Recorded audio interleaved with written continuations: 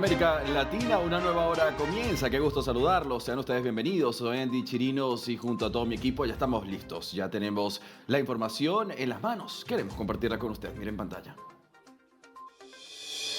Alivio en la economía mundial. Estados Unidos y China suspenden aranceles recíprocos por 90 días para renegociar.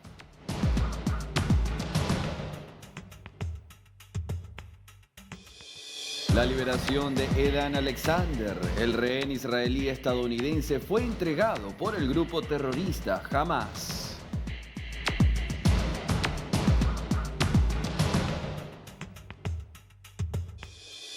Secuestro y desesperación en Colombia. La alcaldesa de Jamundí anunció avances para la liberación del niño retenido por la guerrilla.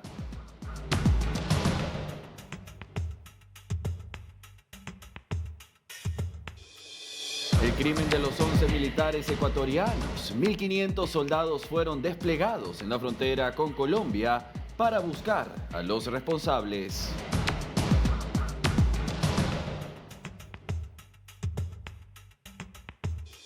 Alianza China-Latinoamérica. Lula, Boric y Petro llegan a Pekín para participar en el foro ministerial de la CELAC.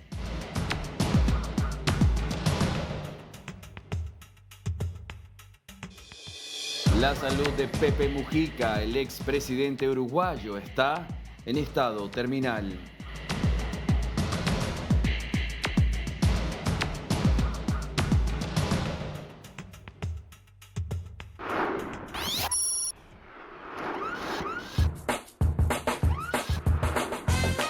Y ahora estamos en Maceió, 29 grados. Esto es Brasil.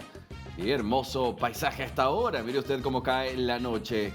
Mientras disfrutamos de este paraíso brasileño, vamos a reiterarle nuestras coordenadas tecnológicas por todas partes y News OK. También en nuestro WhatsApp que ahora aparece en pantalla. Usted escanea el QR, por allí le hacemos seguimiento, nuestro equipo de producción le hace seguimiento también. Si usted quiere revivir los momentos más importantes de la semana, del mes, lo puede hacer en nuestros contenidos de DNews en la plataforma, el siguiente QR. Allí podrá disfrutar de la voz de Venezuela Libre, podrá disfrutar de la cobertura que hicimos al Papa, familias narco, todo nuestro contenido en DNews para usted.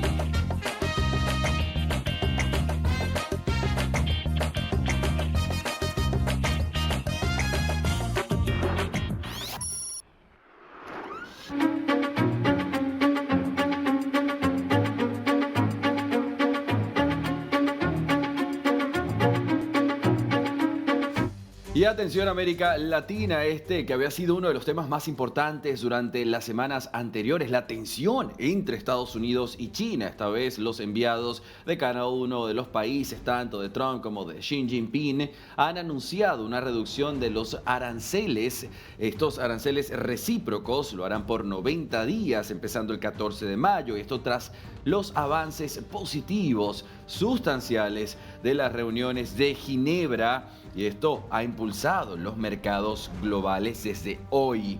En una declaración conjunta emitida tras intensas negociaciones celebradas durante el fin de semana en Suiza, ambas potencias acordaron reducir sustancialmente sus gravámenes para dar tiempo a más conversaciones. Estados Unidos disminuirá sus aranceles sobre productos chinos al 30% desde un máximo del 145%, mientras que China rebajará sus tarifas sobre bienes estadounidenses al 10% desde el 125%. Hemos hecho progresos sustanciales en Estados Unidos y China en las importantísimas conversaciones comerciales, es lo que declaró el secretario del Tesoro estadounidense Scott Bessent a los periodistas tras las reuniones, mientras que la Casa Blanca saludó lo que calificó como un nuevo acuerdo comercial.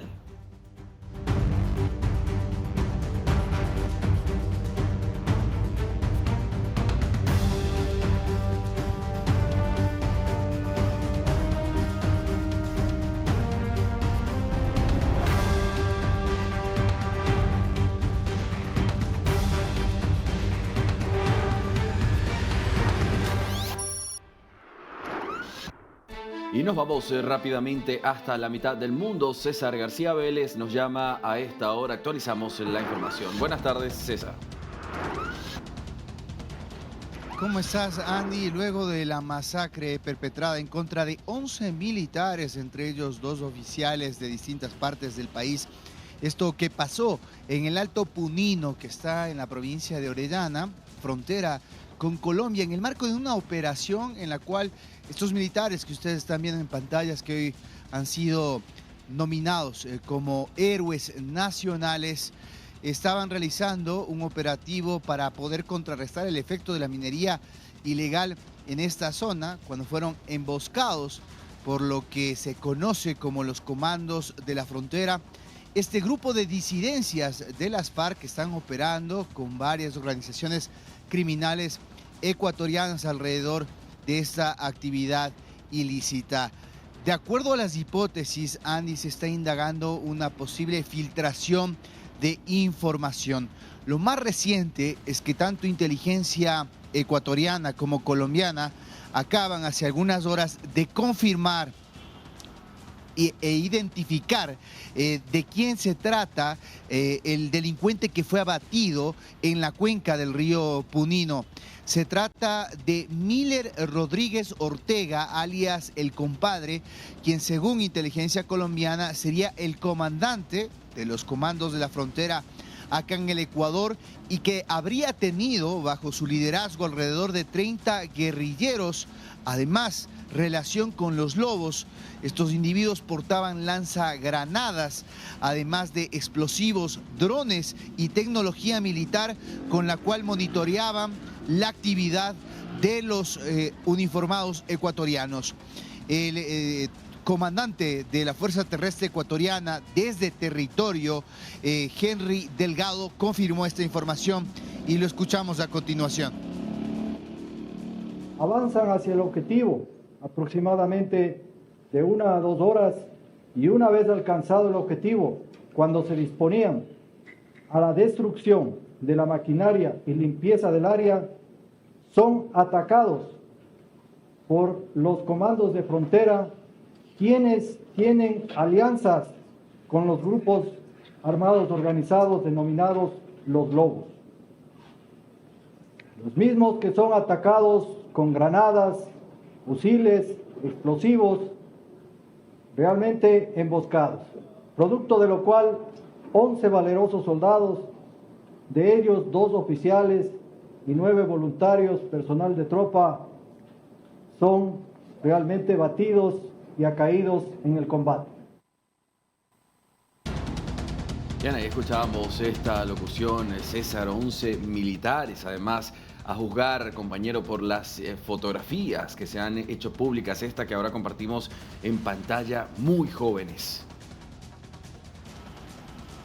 Sí, de hecho hay una historia detrás de cada uno de ellos. En el caso de el teniente que se encontraba formando parte de este equipo de élite, no llegó a conocer a su hijo. Su esposa dio a luz cuando él estaba en ese operativo y no logró conocer a su hijo. Él era oriundo de Imbabura, así que tuvo que ser velado en medio de lágrimas y de un niño que queda en la orfandad, así como el Ecuador entero, que en este momento está viviendo un luto de 3 días, un duelo que fue decretado por el presidente de la República. Además, 1.500 militares se han desplazado hacia la frontera entre Colombia, en las provincias de Orellana y de Sucumbíos, para localizar a quienes protagonizaron esta atrocidad, esta emboscada desleal, vil, con la cual acaban con la vida de estos 11 miembros del ejército que lo que hacían era resguardar la seguridad ciudadana y también proteger la soberanía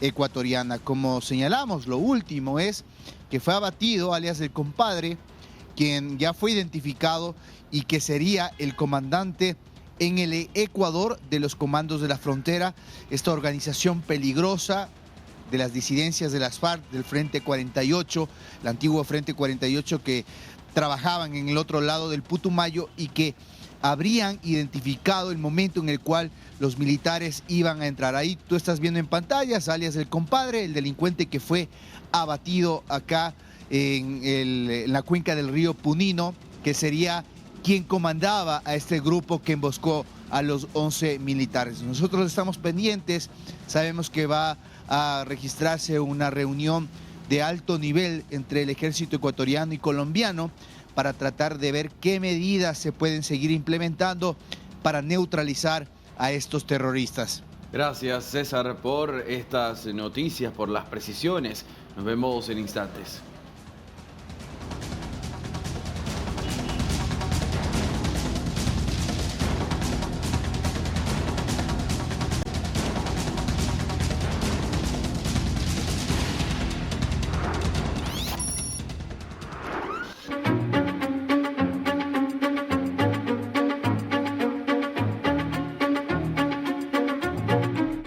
En América Latina nos vamos directamente hasta Argentina para hablar del hallazgo de importantes documentos y fichas de afiliaciones de la Argentina a organizaciones nazis que datan de 1941 en plena Segunda Guerra Mundial. Hoy se está hablando sobre este importante hallazgo, la caja con estas fichas. Por supuesto, para la apertura y la lectura de la misma se cumplió con un importante protocolo. Varias cajas con libretas, postales, fotos, material de propaganda del nazismo que llegaron en 1941 a Argentina. Esto como parte de un envío diplomático alemán, fueron halladas allí en las dependencias de la Corte Suprema de manera fortuita. Según se informó, al abrir una de las cajas que estaban allí arrumbadas, se identificó material destinado a consolidar y propagar la ideología de Adolf Hitler. Esto en 1889-1945. En Argentina, como le dije, estamos hablando de en plena Segunda Guerra Mundial. El presidente del Supremo argentino, Horacio Rosati, procedió el viernes pasado a la apertura formal de las cajas en el Palacio de Tribunales ante la presencia de representantes de la Asociación Mutual Israelita Argentina y del Museo del Holocausto de Buenos Aires y de investigadores expertos en conservación y restauración.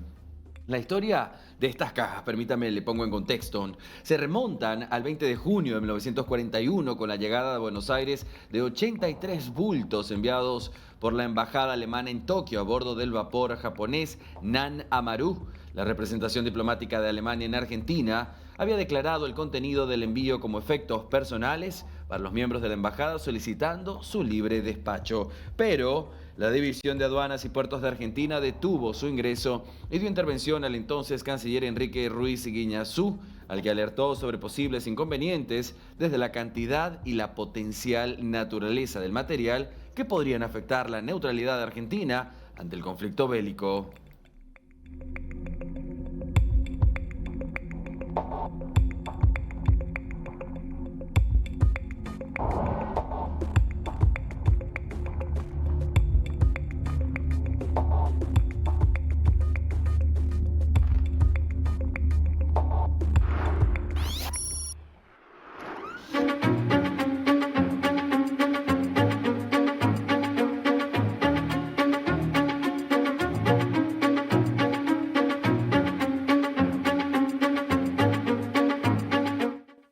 En América vamos a hablar de José Pepe Mujica, el expresidente uruguayo, quien atraviesa un momento difícil de su salud. La misma Lucía Topolansky, su compañera de vida, ha dicho que es estado terminal, ahora está con cuidados paliativos. Lo que están intentando es que los últimos momentos de su vida sean la mayor calidad posible. Inclusive se ha recomendado por parte de los médicos el no moverlo de ningún lado. El expresidente atraviesa una etapa crítica de su salud. Recuerde que él ha estado en una importante lucha contra el cáncer de esófago que se detectó en abril de 2024, pero esto se complica por una enfermedad autoinmune, una enfermedad inmunológica que arrastra desde hace más de 2 décadas. En los últimos meses la enfermedad ha hecho metástasis en su hígado, lo que ha agravado aún más su cuadro clínico. Topolansky, su compañera de vida, quien también fue vicepresidenta del Uruguay, reconoció que el desenlace es inevitable, pero ha remarcado que el objetivo hoy es garantizarle al exmandatario la mayor calidad de vida posible. Desde marzo, Mujica no ha hecho apariciones públicas, lo que refuerza la solicitud de su familia de mantener la privacidad y limitar las visitas a personas previamente autorizadas. El presidente Yamandu Orsi, quien mantiene una relación cercana con Mujica, de hecho, es considerado su heredero político, ha pedido al público y a los medios que respeten el espacio del exmandatario. Vamos a escuchar a Yamandu Orsi, el presidente uruguayo. Estuve con él el jueves o el viernes, no recuerdo. Estuve en la tarde, el jueves, casi seguro que fue el jueves. Estuve un rato, evidentemente, en un estado de salud que es delicado y que él no puede moverse y que está tratando, estamos todos tratando de cuidarlo y que no haga cosas que lo pueden perjudicar. En algunas de las últimas movidas él se sintió como que le afectó. Entonces, un momento difícil, pero también cabe lo que dije recién, ¿no? Todos debemos apostar a que en todas nuestras etapas de la vida la dignidad sea la clave y no hay que enloquecerlo, hay que dejarlo tranquilo y que él sigue siendo muy útil para esas conversas de media hora, 1 hora o 2 horas, donde te traes un paquete de ideas y de sensibilidades que nos vienen muy bien y que las precisamos mucho. Bien, nos vamos directamente hasta Colombia. A esta hora vamos a contactar a Sergio David González. Tema de esta jornada, el reclutamiento de niños en el Catatumbo. Adelante, Sergio. Andy, retornamos con más información en vivo desde la ciudad de Bogotá y tenemos que hablar de un reporte que hace pocas horas dio a conocer la ONU en Colombia y es sobre el reclutamiento de menores en el conflicto armado colombiano y sobre todo en la región del Catatumbo, que ya completa 3 meses y medio en un conflicto armado muy fuerte allí, frontera con Venezuela. Y es que según declaraciones de la ONU, al menos 36 menores han sido reclutados por las guerrillas en este conflicto, tanto de las disidencias de las FARC como del ELN en lo transcurrido de este año, entre enero y el 1 de mayo, una cifra que al parecer puede estarse incrementando porque hay algunas otras informaciones que pueden llevar a que al menos son 70 menores de edad que se encuentran en las filas de estos grupos al margen de la ley. Pero hay un dato adicional al cual queremos prestarle toda la atención y es que de acuerdo con Naciones Unidas, de estos 36 menores reclutados, al menos el 23% de ellos, estamos hablando entre 7 a 6 menores de edad, serían migrantes venezolanos, los cuales viven doble tragedia. La primera, tener que salir de sus casas, de sus hogares en Venezuela para poder buscar mejor alternativa en otro país como Colombia, y al pasar la frontera se encuentran con un conflicto armado, los cuales los hacen que estos niños hagan parte de un conflicto ajeno a su patria y ajeno totalmente a las creencias que tienen. Una situación muy compleja la que se vive en este momento en Colombia con este reclutamiento de menores de edad. Pero veamos a continuación, Andy, televidente, las declaraciones de Scott Campbell, quien es el representante de la ONU para Colombia, quien da más detalles sobre esta situación y sobre todo cómo están reclutando a los niños, porque lo están haciendo a través de redes sociales como TikTok y Facebook para poderlos tener dentro de las filas de estas guerrillas. Me alarma cada vez más la creciente tendencia del reclutamiento de niñas, niños y adolescentes en Colombia. Me conmovieron profundamente los testimonios en el Catatumbo sobre el uso de redes sociales como TikTok y Facebook para reclutar a los niños y a las niñas más vulnerables para que se unan a la guerra. El reclutamiento compromete a una generación futura de colombianos y prolonga la crueldad del conflicto armado. Condeno las acciones violentas y el reclutamiento por parte de grupos armados no estatales. Llamo al Estado a fortalecer las medidas necesarias de protección y prevención. Desde ONU Derechos Humanos seguiremos acompañando a las autoridades y a la sociedad civil. Continuaremos con el diálogo con TikTok y Meta para que se tomen medidas urgentes y se hagan políticas a mediano plazo para evitar que las redes sociales sirvan como canal de reclutamiento de más niñas, niños y adolescentes en Colombia. En estas declaraciones que da el representante de la ONU en Colombia, ha dicho que busca cómo poder hablar directamente con TikTok y con Meta para poder disminuir este reclutamiento de menores a través de las redes sociales. Pero la información no se queda ahí, porque también dieron a conocer casos importantes y cifras destacadas de lo que está pasando en la región del Catatumbo. De acuerdo con la ONU, hasta el momento se han reportado 126 homicidios selectivos allí en esta zona, en la región del Catatumbo, frontera con Venezuela, y más de 66.000 personas han sido desplazadas de sus hogares, con cerca de 900 refugios, de los cuales se han dispuesto en gran parte del territorio. En realidad que es una calamidad la que se está viviendo en este sector, una crisis humanitaria en este enfrentamiento entre la guerrilla del ELN y las disidencias de las FARC. Estaremos atentos para presentarles a ustedes más información sobre los reportes que realizan los diferentes organismos internacionales sobre el conflicto armado en Colombia. Con la cámara de Oscar Rincón, Sergio David González para la señal internacional de DNews.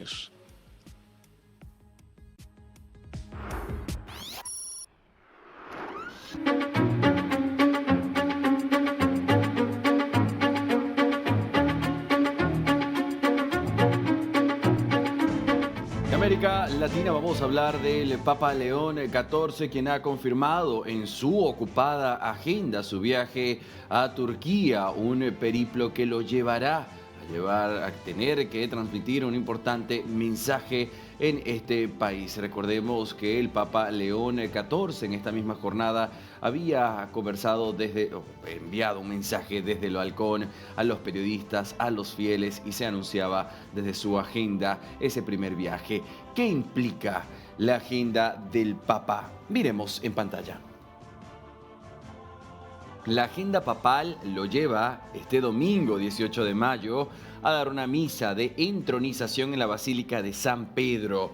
Es allí donde oficialmente se conoce su rol de papa. El martes 20 de mayo, León XIV ha confirmado su primer viaje papal a Turquía. Luego, el 21 de mayo, la primera audiencia general con los fieles en la Plaza de San Pedro. Y el 24 de mayo, encuentro con la Curia Romana y los trabajadores del Vaticano. Entonces, fíjese usted cómo se viene una semana directamente llena de movimiento, de actividades. 18 de mayo, 20, 21 y 24 de mayo, el Papa León XIV hará un viaje que además tenía previsto el ex Papa, recuerde, Francisco, a Nicea en Turquía a finales de mayo, esto para celebrar el aniversario número 1700 del Concilio Cristiano, que se está preparando al contestar a las preguntas de algunos periodistas durante la audiencia que se concedió a los medios allí en el aula Pablo VI. Y aunque no se había anunciado de manera oficial, Francisco había expresado su intención de viajar a finales de mayo antes de enfermarse y había invitado al patriarca ecuménico de la Iglesia Ortodoxa y arzobispo de Constantinopla, Jim Bartolomé, a unirse a esta visita. Fíjese que con este viaje el nuevo pontífice continuaría el acercamiento de Francisco con los ortodoxos en las varias reuniones que mantuvo con el patriarca Bartolomé.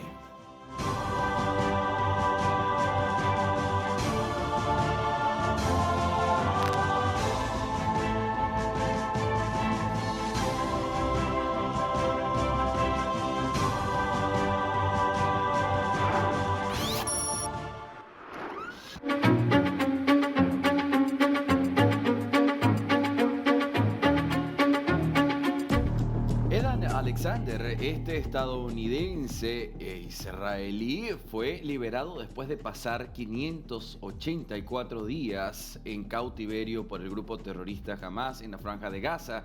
Él fue capturado el 7 de octubre de 2023 y hoy se conoció su liberación y reencuentro con su familia, este abrazo tan deseado. Alexander fue torturado severamente durante los interrogatorios de Hamas, que duraron semanas. Además, permaneció mucho tiempo en una jaula, esposado de pies y manos, sufriendo debilidad en las piernas y dificultad para caminar al ser liberado. Es un sargento con doble nacionalidad. Durante la masacre del grupo terrorista Hamas, él fue secuestrado y regresó este lunes al Estado judío, se reencontró con su familia.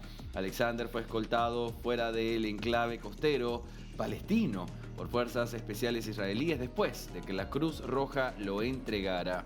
Posteriormente, Edan y su familia fueron llevados en helicóptero de la fuerza israelí al hospital Souratzky de Tel Aviv, y a bordo del helicóptero Alexander escribió en hebreo en una pizarra: "El pueblo de Israel vive", y posterior a esto también escribió dando las gracias al presidente Donald Trump por su rol en las negociaciones.